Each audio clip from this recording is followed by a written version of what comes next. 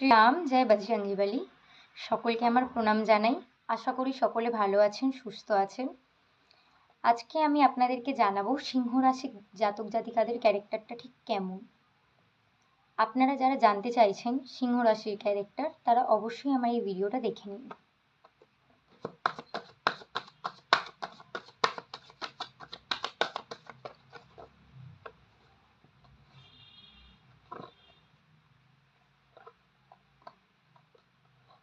সিংহ রাশির জাতক জাতিকারা খুবই নলেজ নিয়ে থাকে।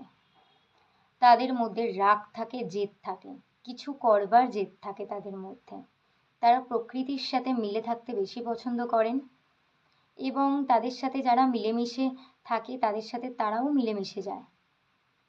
তারা খুবই একটি লিড ক্যারেক্টারের পার্সন, রাজার ক্যারেক্টার তাদের। তারা যেটা মনে করে